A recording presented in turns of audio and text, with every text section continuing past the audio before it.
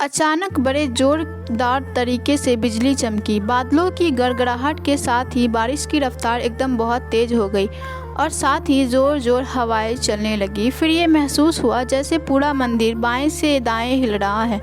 लगातार पत्थर गिरने की आवाज़ें आने लगी। जोगी महाराज आंखें बंद किए श्लोक पढ़ रहे थे।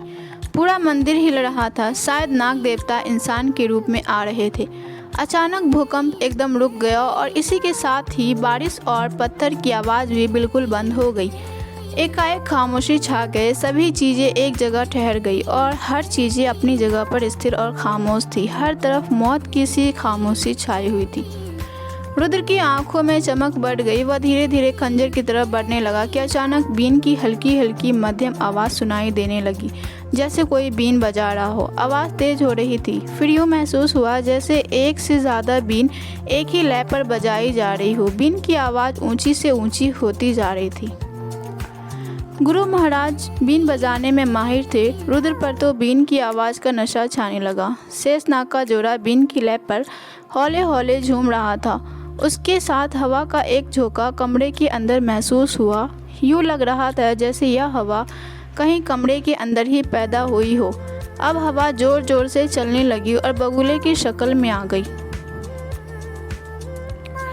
इस बगुले में नाग की पिटारी को अपने घेरे में ले लिया। हवा का बगुला तेज रफ्तार सबकी नज़रों से ओझल हो गया और इसके साथ ही नाग देवता के दर्शन का समय आ गया। रुद्र आगे की ओर बढ़ा और महाराज की गर्दन के ऊपर वार किया। इससे पहले कि गुरु महाराज को कुछ समझने का मौका मिलता, एक के बाद एक 3-4 बार गर्दन पर हमला किया गया। जोगी महाराज हैरानी से आंखें फाड़ कर रुद्र को देखता रह गया। उसकी गर्दन एक तरफ लुढ़क गई। रुद्र ने बिजली की तेज रफ्तार से महाराज की लाश को हाथ से पकड़ा और कमरे से बाहर खींचता ले गया। जब वह वापस मंदिर हॉल में आया तो नक्शा ही बदला हुआ था। नाग देवता की आंखों से रोशनी निकल रही थी। सांप को पिटारी और शेषनाग का नामो निशान नहीं था और पूरा कमरा न जाने कहां से आने वाली दुधिया रंग की रोशनी से जगमगाया हुआ था।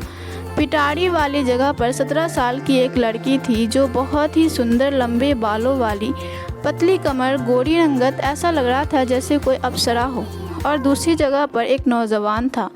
ये शेषनाग अब इंसानी रूप में बदल चुका था और नागिन तो किसी रियासत की शहजादी, आकाश की अप्सरा मालूम हो रही थी।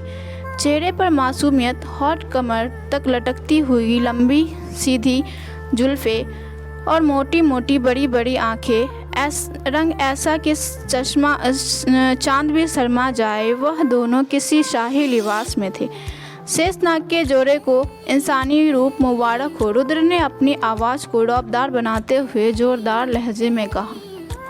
लड़का और लड़की दोनों रुद्र को देखने लगे और एक दूसरे से अलग हो गए।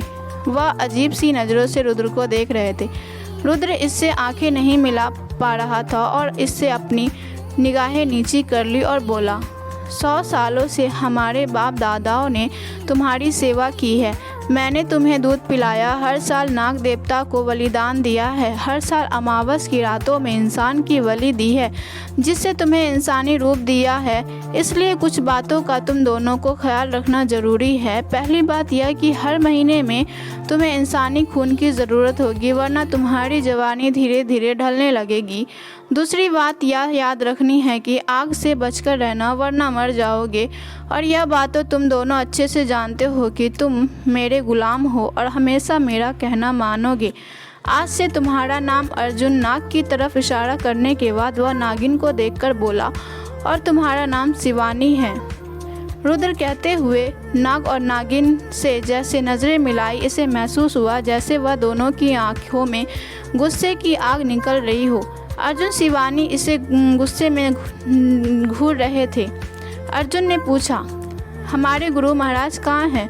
रुद्र एकदम घबरा कर रह गया, मगर संभल कर बोला, मैंने तुम्हें पाला पोसा है, मैं गुरु हूँ तुम्हारा, तुम्हें मेरा कहना मानना चाहिए।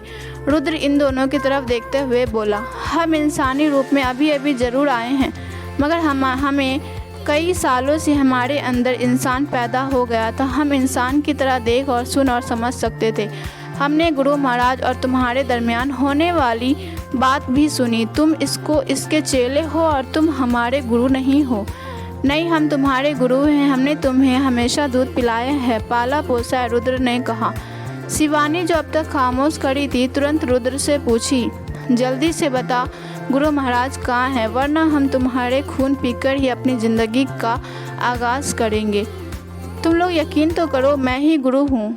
रुद्र नागों का गुस्सा देखकर डर गया। उसे समझ में आ गया कि सांप के रूप में होते हुए भी ये लोग जोगी महाराज को जानते हैं, पहचानते हैं। अब रुद्र को मौत सर पर नजर आने लगी। वह अचानक मौत के खौफ से बदहवास होकर दरवाजे की तरफ भागा, लेकिन कुछ ही कदम चला होगा कि अर्जुन ने कलाबाजी दिखाई और अपने सांप वाले रूप में आकर रुद्र को दरवाजे पर ही रोक दिया। अब रुद्र डर और खौफ से संभल नहीं सका और बेहोश होकर गिर पड़ा। गिरने से पहले ही अर्जुन उसकी गर्दन से अलग हो गया।